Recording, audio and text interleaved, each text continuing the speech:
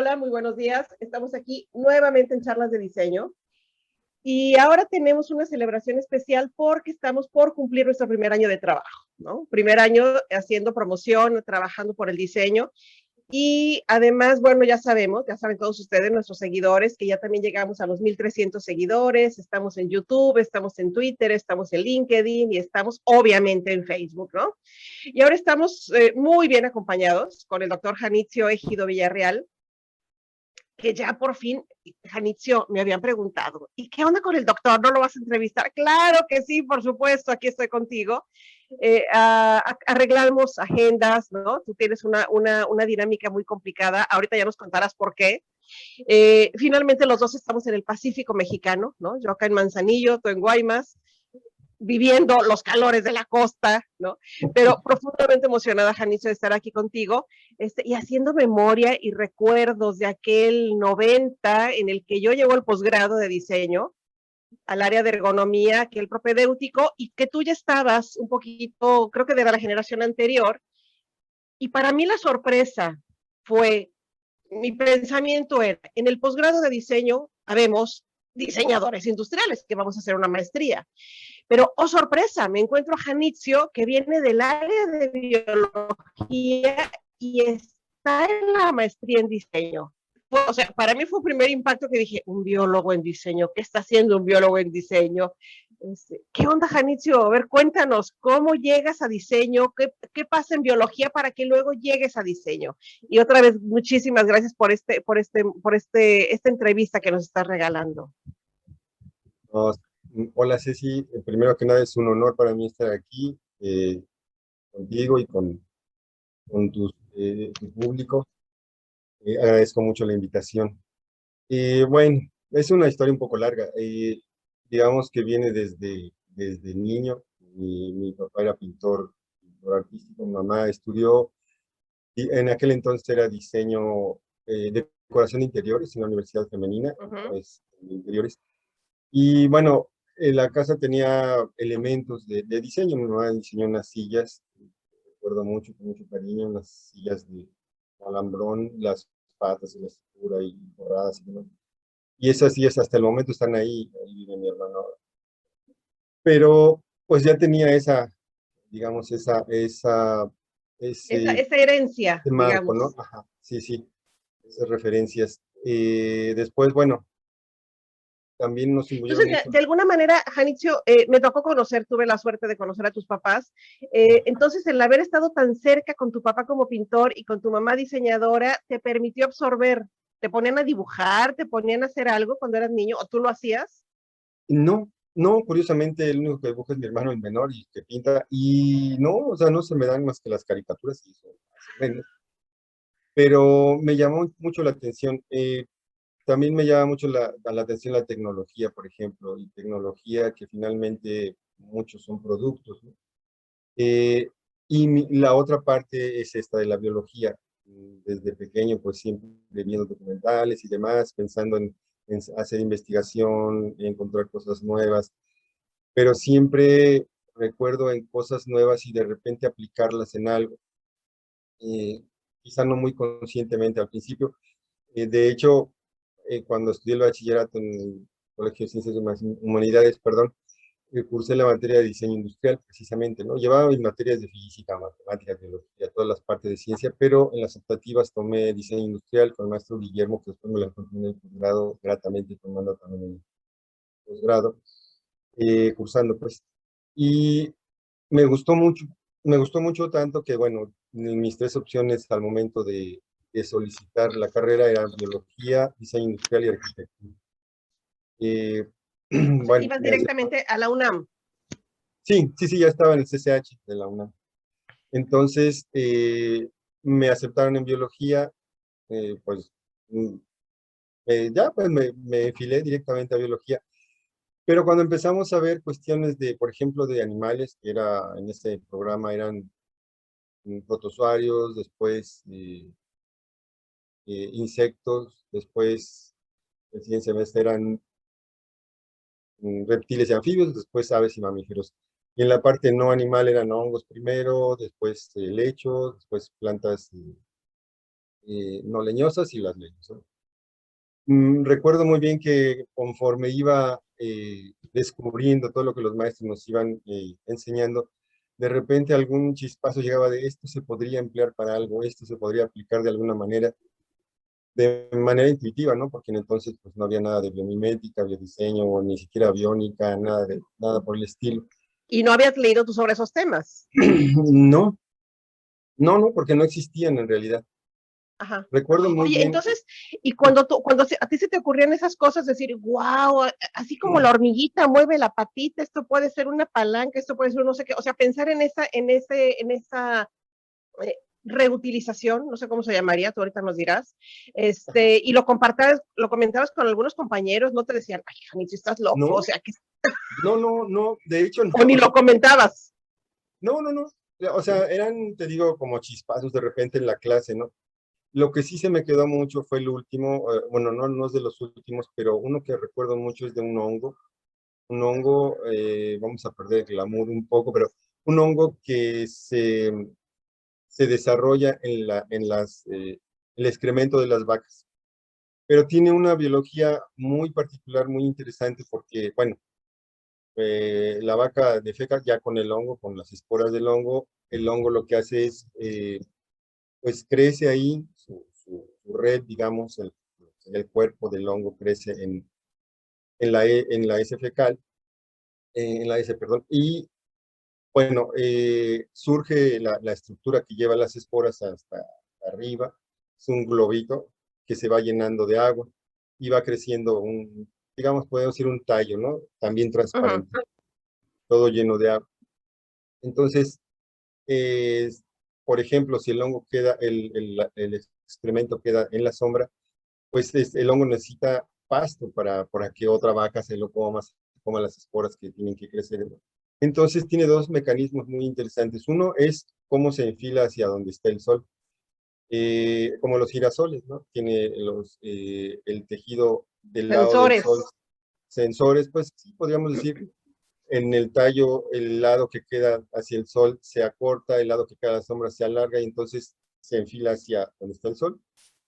Pero además, la cápsula donde está es como un globo, prácticamente un globo, pero transparente por completo, y en la corona hasta arriba tiene el saco con esporas.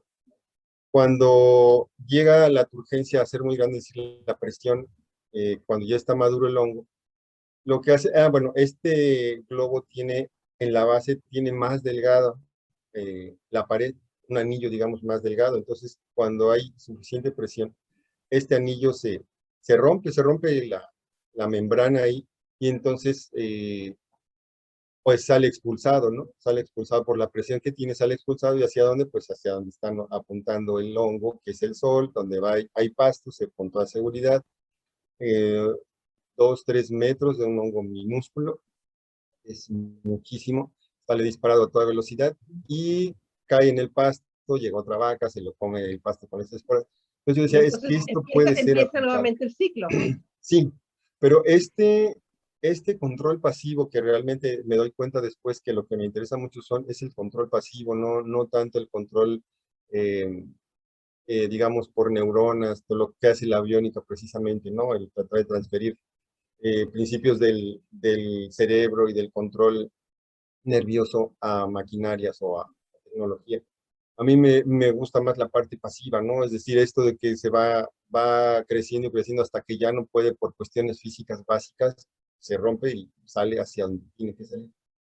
Entonces, yo quedé maravillado y dije, es que esto seguro se puede usar. Y lo dejé ahí archivado, ¿no? Y por suerte, cuando estaba haciendo, bueno, terminé la, la licenciatura, me gradué, etcétera, etcétera. eh, ¿Con qué y tesis te graduaste de biología, Janicio? con un tipo de delfines. Bueno, son parientes de los delfines, son unos animales de 3 metros, se llaman globicéfalas, son calderones en español, pilot whales les llaman en inglés. Comparando dos grupos, uno de la península de Yucatán y otro de acá de la península de Baja California. Bueno, grupos que quedaron varados y comparar los tamaños, etcétera, etcétera. Entonces, también ahí, ¿Era como hacerles muestreos? ¿perdón? como hacer muestreo entre una No, población y no otra. porque ellos, bueno, ellos ya, un grupo se varó en Yucatán y solo estaban los cráneos, ¿no? Los dejaron ahí, los enterraron. Y yo estaba en la UNAM en ese entonces, en el Instituto de Biología, con quien es mi jefe ahora aquí, era mi asesor de la licenciatura. Y se dio la oportunidad de que llegaron estos cráneos al instituto, pero al mismo tiempo se varó otro grupo aquí en el Golfo de California, en el interior hasta el norte. Entonces ahí sí teníamos medidas, de uno estudié los cráneos y la composición del grupo, del otro pude estudiar la composición del grupo, pero ya con las tallas, porque había desde pequeños crías hasta adultos, machos son los mayores, de mayor tamaño, que eran 40 animales, o sea, fue un estudio muy, muy bonito donde pude comparar las dimensiones de uno con otro y llegué a la conclusión de que los que están dentro del Golfo de California, aunque son la misma especie, son más emparentados con los de Japón, que son de aguas más frías, entonces todavía no he publicado esa parte, me da vergüenza, pero no, tengo que hacerlo. Y ahora con genética tengo ahí unas muestras de norte aquí, entonces ya voy a continuar con eso un poquito. Es que además está interesante, perdón, porque pareciera que vas uniendo eslabones. Es decir, ahorita te hablo de muestreo, me dices mediciones de cráneos, mediciones de los delfines, bueno, de estos que no son delfines, ¿no? Pero luego tú y yo participamos en un muestreo antropométrico, ¿te acuerdas? En la UNAM, en el Museo del Chopo. Sí, Entonces, de alguna sí, manera, sí, por eso digo, la medición, la antropometría, bueno, que en los animales no es antropometría, pero ya como que vas silvanando, pues, como que vas llevando las intenciones hacia el mismo camino, ¿no? sí, sí, sí, sí, de hecho, bueno, ahorita llego a este punto de la antropología donde coincidimos. Eh, me enteré de la maestría en diseño industrial y en el folleto en aquel entonces mencionaban biodiseño. Uh -huh. Eh, me volví loco, dije, es que, ¿cómo existe esto? No puede ser. Me vino toda la avalancha de todo aquello que tenía en mente. Dije, bueno, aquí estoy, de aquí soy, dicen por ahí, ¿no?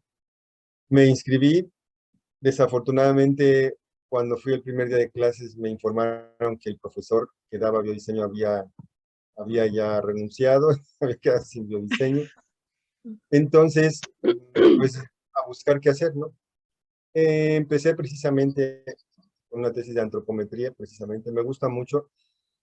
Como te decía, me gusta la tecnología, entonces me gusta programar también. Entonces empezamos con este trabajo, ¿no? De hacer programación para envolventes de personas de la tercera edad ya con problemas de movilidad. O sea, no podemos Claro. estarlos midiendo fijamente, si le parece y abra los brazos para ver cuánto abarca su cuerpo para Sí, hacer sí, sí, sí, claro. pasos en el hospital o las puertas, no sé.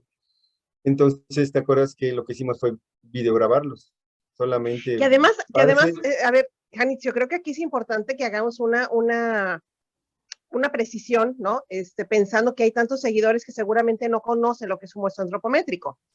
Entonces, un muestreo antropométrico, voy a explicarlo muy brevemente, es una medición que se hace con un equipo especial, un antropómetro, obviamente, y con una técnica sistematizada.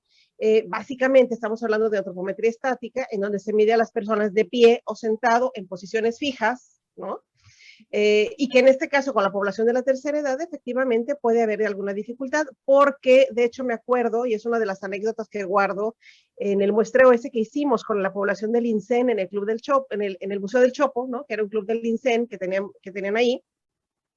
¿Te acuerdas una señora que llega que no tenía una pierna, ¿no? Llegó con sus muletas. Exactamente. Ajá. A la señora no le podíamos decir, no, usted no, no, le dimos acceso al muestreo. Obviamente la señora por su condición, que le faltaba este miembro inferior, no podía mantener la posición, digamos, oficial, ¿no? Para poder hacer el registro.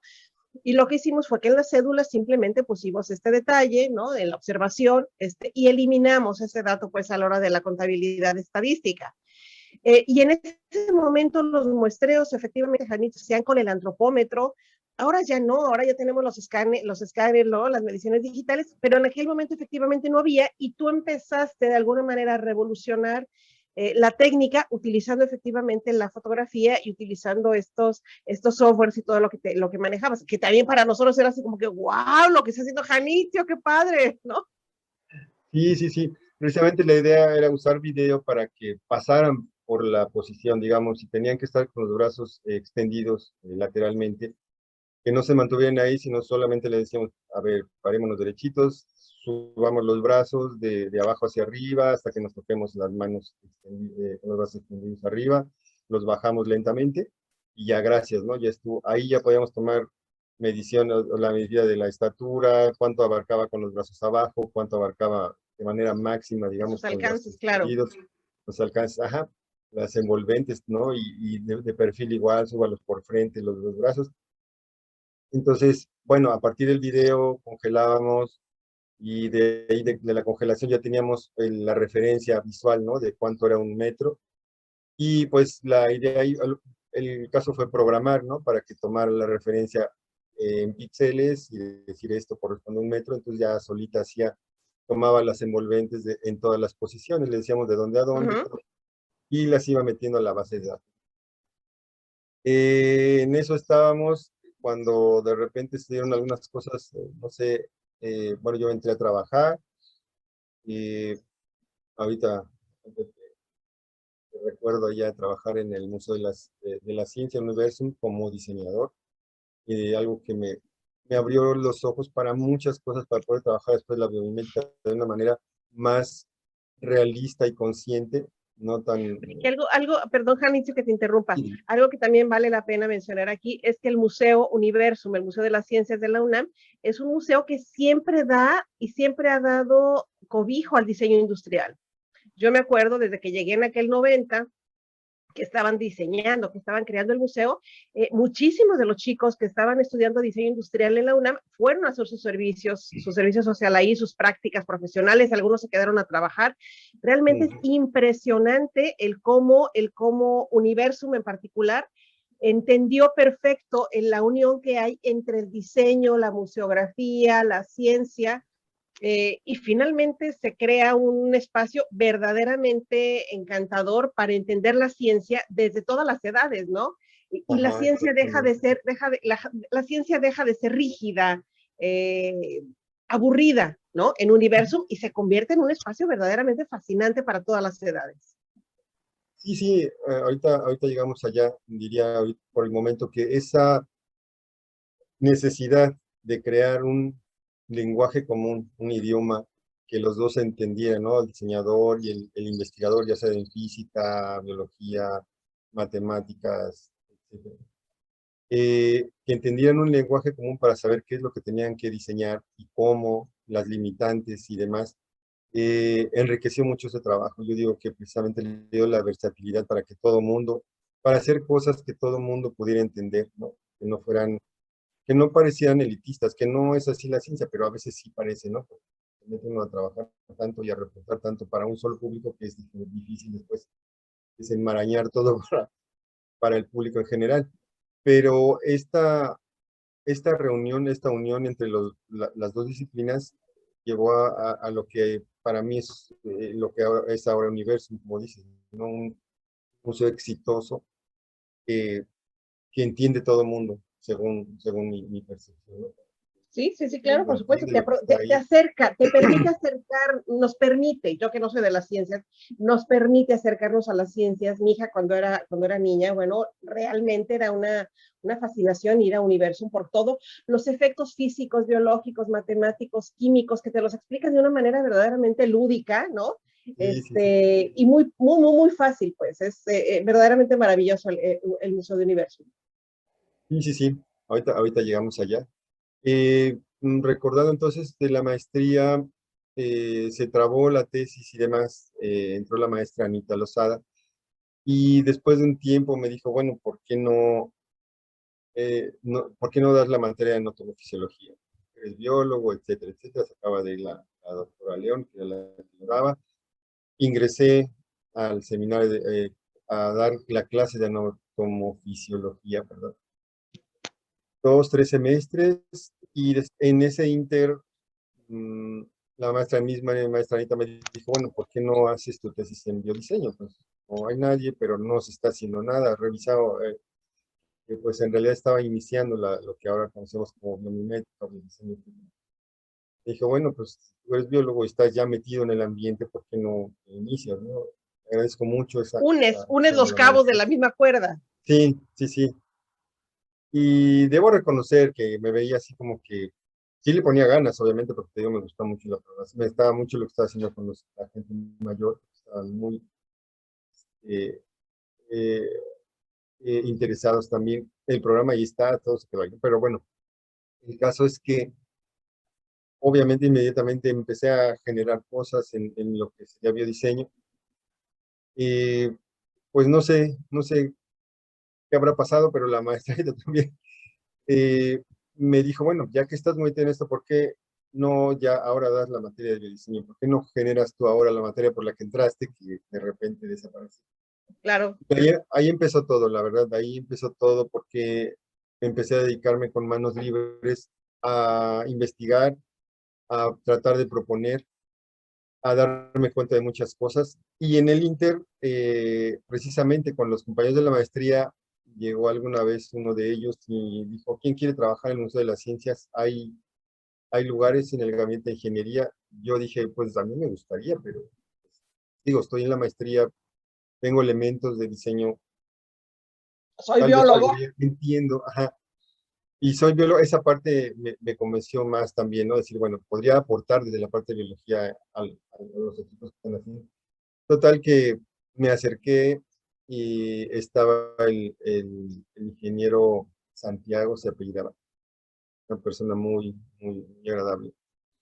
Y ya mayor, me dice, lo que me dijo, le dije, yo quisiera trabajar aquí, soy biólogo, estoy en la maestría en ciencia industrial. A ver, me dice, me sacó una representación gráfica de un equipamiento, ¿no? Me dice, ¿puedes hacer esto? Sí, soy biólogo, pero sí, sí, me repite, ¿puedes hacer esto? Digo, sí, contratado, me dice. Dije, bueno, vas a estar en el gabinete 3, no, el gabinete 2, me dijo, eran 4 gabinetes de ingeniería, y eran los jefes del gabinete eran ingenieros, todo el resto eran diseñadores industriales y uno que otro ingeniero, estudiante de ingeniería. Y un ambiente que eso para mí fue detonante, me abrió los ojos, ¿no? Me di cuenta que en diseño industrial las cosas son para ayer, entonces no puedes tú proponer, por ejemplo, como estoy proponiendo metodología para biomimética, eh, una metodología que el diseñador tenga que usar, o sea, que sea lenta, donde se desarrollen las cosas en semestres, o si es que quieres realmente que la biométrica entre al diseño industrial, ¿no? Porque puede entrar como una curiosidad, como en algunos lugares ha sucedido, ¿no? Que entran con ganas, pero lo dejan ya después como una curiosidad, no, o sea, que quiera que le entre, ¿no? Pero el asunto es ese, que no hay una visión realista de que en el diseño se necesita todo de ya, ¿no? No es Claro. la mayoría de las cosas. Y más si quieres entrar a la industria, pues peor tantito, ¿no? Oye, y se tiene que pensar además en la factibilidad de producción, en que tiene que ser realizable, en el que se debe de No, sí, usar, en el sí, que debe de sí, sí. funcionar, o sea, todo, ¿no? Sí, a eso me iba a referir un poco más adelante, pero me di cuenta principalmente de eso, ¿no? Que tiene uno que ser práctico y realista y tener todo cuanto antes con de la mejor manera, ¿no? Cumpliendo obviamente todos los requisitos. El caso es que aprendí mucho de mis compañeros diseñadores, tanto de la parte de diseño, te digo, como en la parte de logística, de planeación, materiales, herrajes, de todo, ¿no? Entonces me sirvió muchísimo estar en el museo, tuve la fortuna de estar en la inauguración, de que nos fuéramos los iniciadores, estábamos ahí lo que era el edificio del CONACYT, estaba vacío, la cafetería nos pasaban por una ventanita nuestros negritos Bimbo y no sé qué. Ahí íbamos a desayunar entre todos, ¿no? Y con un frío del copol, pero muy agradable, fue una experiencia muy enriquecedora, y ver tus diseños ahí en una sala, en un diseño de 6 metros de ancho, etcétera, y la gente moviendo y jugando como tú pensabas que lo tenía que hacer, que lo iba a hacer, pues, más bien, sin equivocaciones, todo, no sé, te das cuenta, y es algo que no mencioné en un inicio, que yo de niño no sé qué opinión tenía de los productos, quién sabe quién los hacían, alguien maravilloso, alguien, no sé, casi todopoderoso, ¿no? X, no sé qué me Superhombre. imagino, no sé, ni siquiera, no sé qué pensaba, porque yo los veía muy lejos, yo veía que los productos llegaban y decía, oh, qué bien, y sí funciona, y no se desarma, y eso. Eh, un poco con lo de mi mamá me fui dando cuenta, ¿no? Que es un ser humano el que lo puede hacer. Dije, bueno, esta sí ya la diseñó mi mamá. No sé si ella la construyó con sus manos en los talleres de ahí o la mandaron a construir, no sé. Ahí sí me quedé, lo voy a preguntar a mi hermano menor, que sabe toda la historia de la familia.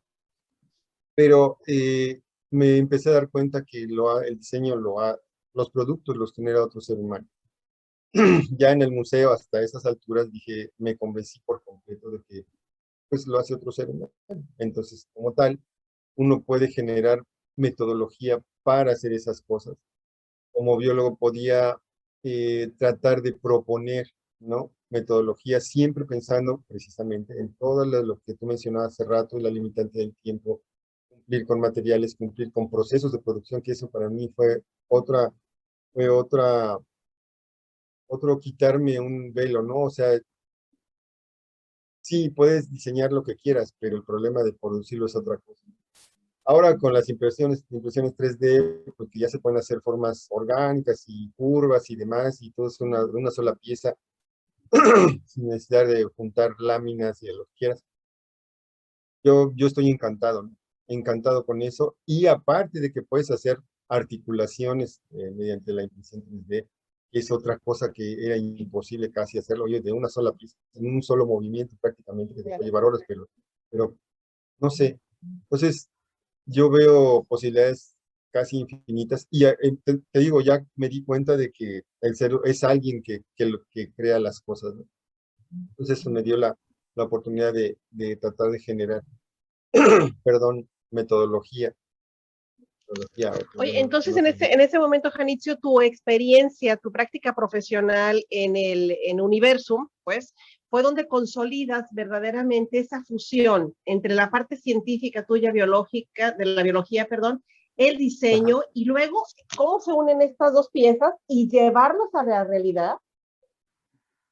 Es decir, y que los carpinteros y los electricistas y los electrónicos y los ingenieros de no sé qué y el que está haciendo los controles para que esto encienda, para que aquello se mueva, o sea, todo tiene que concordar y todo tiene que funcionar de acuerdo a lo que ustedes estaban exactamente. diseñando. Sí, sí, sí. Me di cuenta del problema que es porque una cosa tan sencilla como una máquina de dulces, no sé, en algún tiempo hubo ahí en Universo una máquina enorme, digamos, era un globo que simulaba el universo en la sala de astronomía. Y eh, era un expendedor de dulces, pero lo que hacía era expender dulces desde pequeñitos, simulando planetas, hasta cuerpos celestes más grandes, hasta unos chicles enormes, ¿no? Que eran soles gigantes. Y se daba toda la explicación ahí, estaba muy bonito. Y este era un domo de una espuma realmente pintado de azul oscuro, y se fueron poniendo bolitas de diferentes tonos, amarillos, naranjas, demás. Me acuerdo que lo hizo una chica maquetista muy hábil. Pero el problema del mecanismo para que diera la proporción, porque además te daba la proporción de cuerpos pequeños contra cuerpos grandes en el universo. Entonces, era un lío que el ingeniero, el muchacho ingeniero que estaba ahí en nuestro gabinete, se daba de topes. Y fue muy bonito porque entre todos tratamos de colaborar con él y hacíamos pruebas y este mecanismo y este tipo de dulce y cuánto tiempo tiene que dejar pasar el de los chiquitos y después de cuánto tiempo empieza el otro, cuándo se cierra para que diera ese porcentaje. Recuerdo que la jefa científica de esa sala de astronomía era la doctora Julieta Fierro, que desde Ah, ahí no, yo no vi que más. desde, nada más, sí, De hecho, ahí es donde yo vi que ella empezó, porque, bueno, desde la Facultad de Ciencias y con amigos astrónomos que tenía yo ahí, la conocía yo de oídas prácticamente, no de vista, porque uno de los papás de mi amigo era astrónomo, es astrónomo. Pero ahí tengo la suerte de haber visto cómo despegó a la divulgación científica, ¿no? Ahí se Claro. fascinó, nos decía, es que esto de la divulgación es lo mío, me encanta, me fascina. Entonces, podía hablar, ella podía hablar libremente con los diseñadores le entendían, le hacían preguntas. Esa máquina de dulces realmente fue fantástico, fue espectacular para mí el ver cómo trabajó todo el mundo y la idea de darme cuenta, pues, la dificultad para lograr algo tan sencillo como expender dulces de diferentes tamaños en ciertas proporciones. O sea, no sé, se logró finalmente, se logró finalmente. Entonces ahí me di cuenta pues, de lo que tú dices, ¿no? No es solamente el boceto, no es solamente los planos, no son solamente los planos, va más allá, ¿no? ¿Cómo se va a hacer? ¿Con qué materiales? ¿Qué mecanismos? eh, qué mecanismos de control, si es que los llevaba, ese sí llevaba un mecanismo de control que el ingeniero electrónico hizo, pero, pero fue fascinante, ¿no? Yo decía, bueno, es que sí, hasta las máquinas de chicles que están afuera del restaurante, alguien las tuvo que hacer y alguien pasó por esto, ¿no? Aunque es un solo tamaño, pero alguien pasó por esto hace unas décadas, ¿no? Pero no, me abrió los ojos mucho el Oye, trabajo. Janicio, en esa experiencia en trabajar en Universum, finalmente te permite vivir la multidisciplina, vivir la transdisciplina, vivir el trabajo en equipo, el aprendizaje colaborativo, Ajá, todo eso de lo que hablamos hoy día en la academia, ¿no? Eh, ajá, pero sobre todo creo, dicen que cuando las cosas parecen fáciles es porque alguien las tiene tan analizadas, tan digeridas. ajá. Entonces, como un teorema, como un planteamiento físico del universo, ¿cómo lo explico? ¿Cómo lo tengo que hacer para que la gente lo entienda a partir de un objeto? Creo que ya Ujú. nada más esa traducción en esto que es aparentemente tan complicado, cómo lo tengo que entender y cómo lo tengo que traducir y cómo lo tengo que hablar en este lenguaje tan simple y que eso te tocó vivirlo ahí, ¿no? Sobre todo dices ahorita la anécdota con la doctora Fierro. Y luego me imagino también tu cara de sorpresa cuando ves la interacción ya con los usuarios. Por supuesto, sí, sí, sí, no. Para mí fue de llorar prácticamente. Cuando entré a la sala de química, por ejemplo, hice uno como cerco, eran 6 metros, 6 metros eran de ancho, para unir moléculas y formar compuestos. Y eran esferas que tuvimos ahí entré el mundo de la espuma de alta densidad, media densidad, de masa, etcétera, ¿no? Y el compromiso entre hacerlo muy denso pero no pesado, todo ese lenguaje Todos esos términos complejos. que ahora para biomimética me sirven mucho, sobre todo esto de los compromisos, de querer una cosa pero tener que comprometer otra y dar la solución, que es lo que hacen los seres vivos precisamente. Eh, Todo eso me sirvió muchísimo, ¿no? Me sirvió muchísimo. Y también me sirvió para darme cuenta hablando de esto, de que el diseñador entendiera cuestiones científicas, eh, la parte lo hablaremos más adelante, yo creo, pero la parte de cómo transferir principios de funcionamiento de los seres vivos a productos no es tan directa, o sea, es posible, pero muchas veces los alumnos, por ejemplo, que doy, explotan, ¿no? Como todo diseñador, en ideas, que eso me fascina, no sé, me encanta, pues, pero a veces hay que explicar un poco más allá, ¿no? Porque no es tan directo el paso, y sobre todo por las escalas, hay que tomar en cuenta la escala y demás, ¿no? Los materiales y demás. Se puede hacer, pero se necesita cambiar de enfoque, pero para explotar el mismo principio que está tratando de servir, ¿no? Pero entonces, darme cuenta en el Museo de las Ciencias de la necesidad de hablar un lenguaje o generar un lenguaje común que no existía, pero que entendamos las dos disciplinas o las tres, porque está ingeniería, diseño industrial y el investigador. A veces estaba también las personas, las de administración que tenían que ver ahí con los costos y demás, la persona de plástico, de las espumas, no sé, la persona del taller, muy importante, que nos tenía que decir, esto no se puede, o nos decía, les va a llevar 3 semanas. Nosotros metíamos la mano, ¿no? La mayor de los equipamientos, nosotros hacíamos las partes, ya cuando era algo muy complicado, muy grande, que llevaba mucho tiempo, lo hacía el equipo del taller, pero estaba ahí el taller para todos. Entonces, eso me hizo darme cuenta, ¿no? De la necesidad de tener un lenguaje claro, ser no ambiguo, dejar las ambigüedades porque eso puede llevar a un problema que a la larga va a traer consecuencias, ¿no? Para el usuario principalmente. Entonces, me enriqueció muchísimo este paso por el Museo de la Ciencia. De alguna manera te ayudó a consolidar todo aquello que tú intuías y todo aquello que pensabas que podría ser, pero no sabías cómo se hacían esas uniones, digamos. Exactamente, sí. Darme cuenta de lo que te comentaba hace rato, ¿no? De que lo puedo hacer, soy humano, lo puedo hacer porque lo hizo otro humano. Lo que sí tengo que tener clarísimo es ser formal, ser riguroso, ser serio en tratar de hacerlo, no decir, pues yo ¿Qué es también tu puedo. formación científica, finalmente? Exactamente, sí, precisamente. O sea, es que es fascinante para mí porque todo se va uniendo, todo se ha ido uniendo como un rompecabezas, ¿no? Y todo se ha ido dando. Oye, Janicio, Sí, se me acabó este primer bloque. ¿Me regalas otra ok. entrevista? Sí, claro que sí, claro que sí. Sí. Ok, Sí, sí, sí. entonces, bueno, pues aquí nos quedamos con esa experiencia de cómo llegas de la biología al diseño y cómo empiezas a hacer esta fusión, cómo se empieza a preparar ese caldo de cultivo, vamos a llamarle en estos términos científicos, para que surja ese Janicio que realmente llega y hace en posgrado lo que él pensaba que iba a hacer antes, pero que no había podido. Ajá. Sí, Gracias, exactamente. Janicio. Nos vemos entonces y seguimos con la segunda parte de la charla con el doctor Janicio Ejido Villarreal desde Guaymas, Sonora. Bien.